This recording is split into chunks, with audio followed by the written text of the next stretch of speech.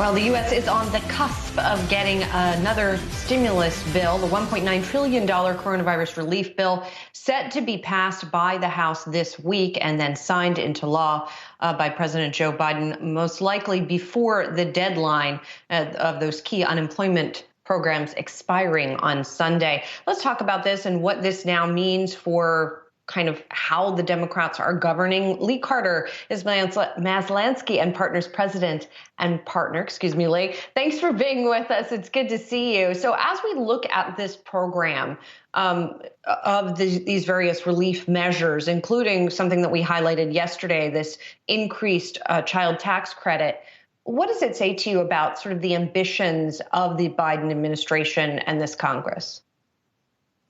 I think it says that they are going to do whatever it takes to get their agenda passed. And they've promised to fight for the American people, for the working class, and that's just what they're doing. I think the thing that we're not going to have too much more of is this idea that we have a unity message, because what's happened now is they've gone it alone. They haven't brought Republicans along with them. Even though they did make some concessions, the concessions seemed really more to get moderate Democrats than they did to be on olive branches for Republicans. So I think the idea that the Biden administration is really there to bring us together and unify and lead that way is going to be left behind now. I think they are going to say, you know what, we're going to do what it takes to get, to support the American people. And this is a big win for them. Let's not make any mistake about it, no matter what the Republicans are saying today. You know, Lee, you brought up something interesting in your note as well, which is that the Republicans will sort of have regrets the same way Democrats did during the last cycle, during the last crisis, where early on you can pretty much go as big as you want. And there's been dozens of books read about everything Larry Summers told Obama back in 2009. And that didn't work out well for the party at large. And it seems like you see a similar dynamic maybe for this generation of Republicans. I do. I think it's really it's going to be one of those moments the Republicans are going to look back and say, man, we shouldn't have been fighting about a $2,000 check. We should have been doing more to get money back in the hands of the American people, because this is a wildly popular bill. More than 2/3 of Americans support it. More than half of Republicans support the most recent stimulus package. And many believe that the Republicans should have done more when they're in office. I think Donald Trump tried to say that. He said, listen, he pushed the Republicans to do a $2,000 check back when he was still in office. So I think the Republicans are going to have a lot of regrets. The thing that's really fascinating to me is the Republicans under Donald Trump really labeled themselves as the party of the working class, of fighting for the American people. And when it came time for COVID, a lot of people feel let down, despite the fact that there were a lot of good things that happened under that administration for the Republicans, for the American people. I think there's some that would say that people felt okay despite how bad things were. Now I think the Democrats are going to take that back with no problem.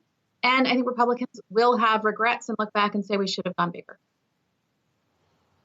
Speaking of bigger, Lee, do you think the way this was passed and handled, does this embolden the president to perhaps go bigger on an infrastructure bill? And does the timeline of any infrastructure bill now get pulled forward? I think so. I think what we're also seeing is that there's really not pushback on spending the way that we've ever seen before. Usually even if you look back, we were just talking about Obama in 2008, 2009, there was a lot of pushback, even among moderate Democrats, about spending too much. We're not having those conversations right now. Even Republicans fight back and push back on spending too much. They're muted arguments right now, because this is the moment American people say this is what government was designed for. Whether you're on the right or the left, a public health crisis of this magnitude is a time that we need to spend. Infrastructure is something traditionally we can all agree on. And so there's going to have to be some forward-looking legislation now that's going to help us get out of the situation we're in. We can't just give relief. We've got to be spending on things that are going to invest in our future. Infrastructure is a very important way to do that. And I think the Biden administration will be emboldened. I think the Democrats will be emboldened. And I think that the American people are going to go along with it. And I think they're likely to get something passed and passed quickly. Lee, I want to take a step back for a minute and ask you about another issue, which has to do with political contributions. Following January 6th, we had a number of corporations that suspended contributions to members of Congress who would not certify the election results. That conversation seems to have gone away. The Chamber of Commerce, indeed, recently came up with a statement that sort of gives cover to corporations to restart those contributions. Did January 6th make a difference? I think January 6th did make a difference in that there are a number of moderate Republicans who are still willing to support the Trump administration and Republicans despite it all. I think you are seeing some muted support now, and the Republicans are going to have to do a lot of work to get that support back. They've got to redefine who they are. I think that people aren't sure. The people that were in the sort of moderate Republicans who supported Trump by holding their nose are still trying to figure out who the Republican Party is and where they're going to land. And so I think that, that moment is going to last. Are we going to have that kind of division? Are we going to have that kind of call for you cannot support it? If you support it, you're against America and Americans.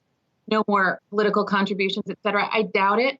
But the lasting legacy of what happened in that moment is one that's going to stick in the minds of American people until the Republicans redefine themselves. I don't think they did enough to distance themselves from the actions, and it's going to plague them for a long time to come. Yeah, should be very interesting to see how that plays out. Lee Carter, great to get some time with you, Maslansky and Partners President and partner. Thanks so much for your time.